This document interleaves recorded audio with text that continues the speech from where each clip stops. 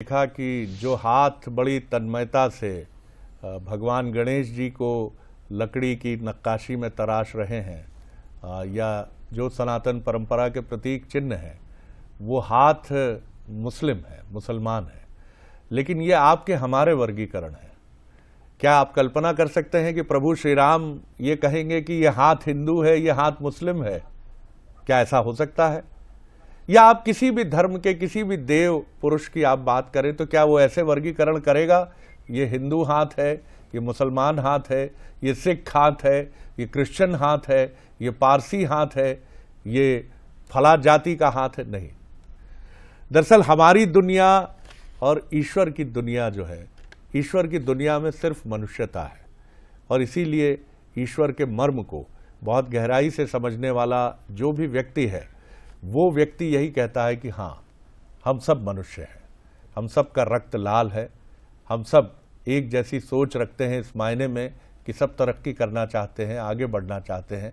हाँ, लेकिन कई बार कुछ संकीर्णताएं मन में होती हैं जो हम सबको विचलित करती हैं, लेकिन यही खूबसूरती है। और हिंदुस्तान के आपको बता दूं मैं, वाजिद अली शाह जो कि नवाब रहे लखनऊ के, वो कृष्ण के अद्भुत भक्त थे।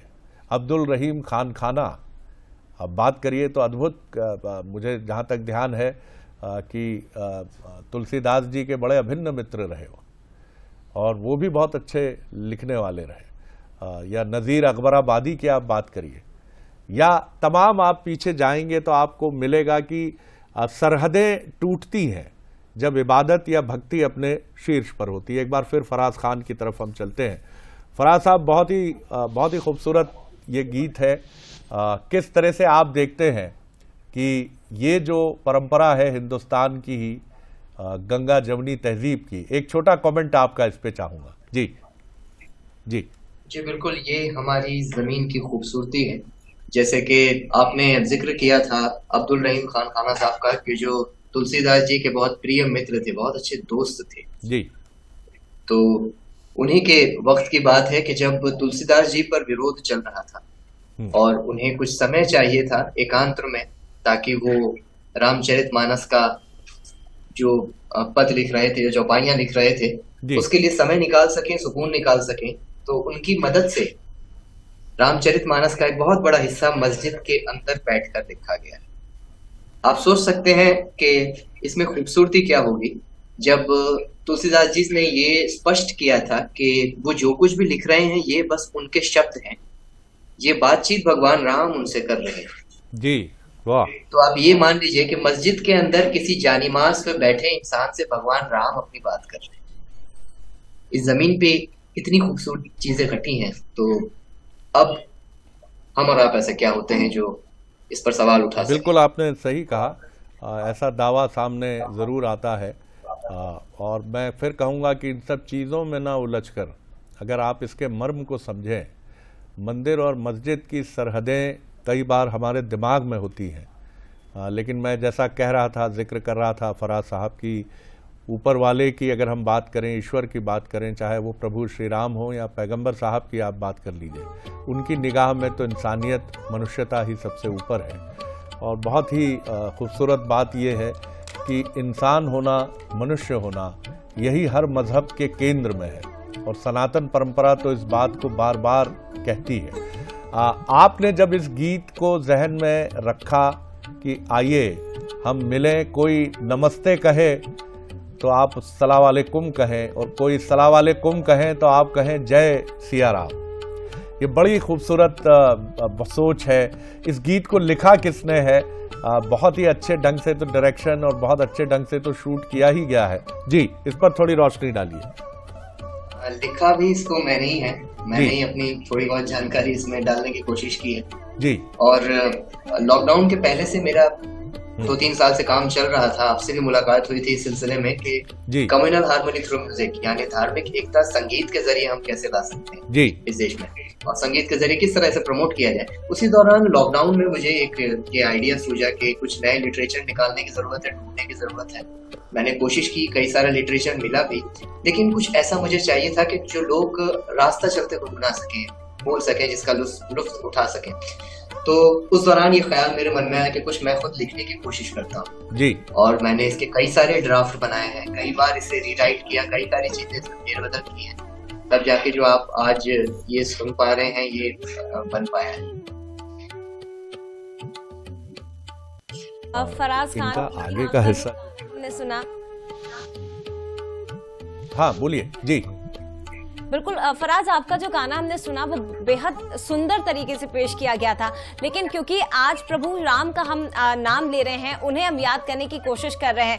जिस तरह से आपका ये गाना गंगा जमनी तहजीब को प्रदर्शित करता है, उसे दर्शाता है, ऐसे में आप आज प्रभु श्री राम को किस रूप में देखते हैं? आज अगर मैं आपसे कहूं कि प्रभु श्री राम के नाम आप एक भजन गाइए, आप कौन सा भजन तमाम सनातनियों को और तमाम देशवासियों को सुनाना चाहेंगे?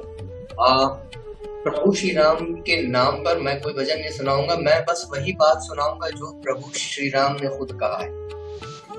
मैं कोशिश करता हूं कि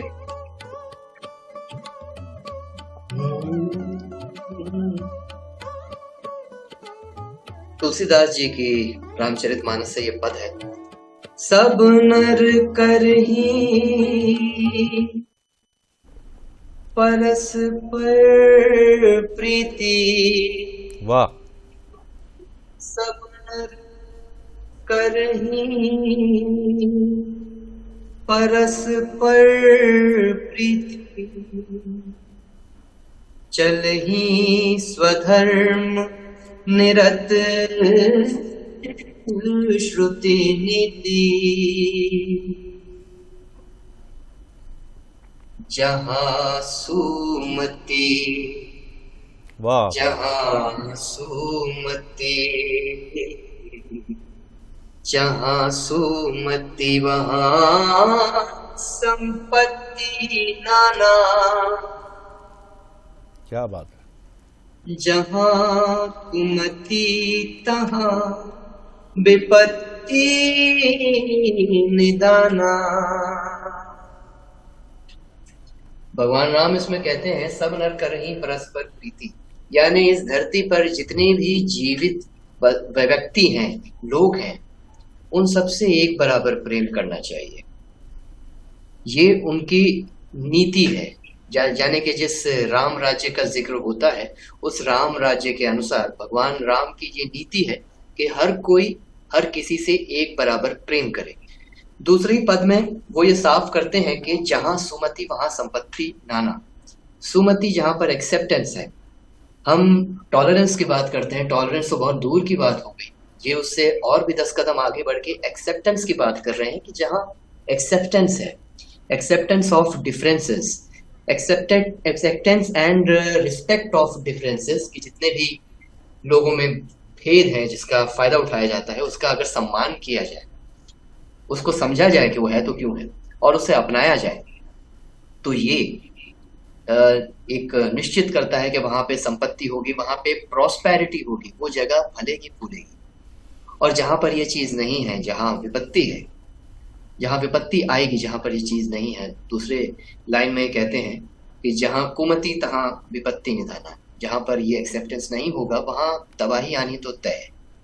अब भगवान राम की ही कई बात मैं यहाँ कहना चाहूंगा कि जो आज के माहौल में और आज के दिन पे एकदम मेरे ख्याल से सटीक बैठती है कि भगवान राम के जो आदर्श रहे हैं, उन आदर्श को याद करते हुए हम आज का दिन मनाएं, क्योंकि हम देखेंगे कि इन भगवान राम के आदर्शों का उल्लंघन किया जाता है, अपमान किया जाता है, अनजाने में ही। मैं ये मानता हूं कि ज्यादातर लोग शायद इस बात को पढ़े नहीं होंगे, और उन सबको पढ़ना भी चाहिए, क्योंकि आप भगवान राम हैं, उनको मान रहे हैं, तो भगवान राम के बारे में आपको हर वो संभव चीज पढ़नी चाहिए। Every possibilities you must know. बिल्कुल फराज साहब, मैं लौटता हूं आपकी तरफ। इस वक्त हमें अयोध्या से चंपक राय जी कुछ बोल रहे हैं।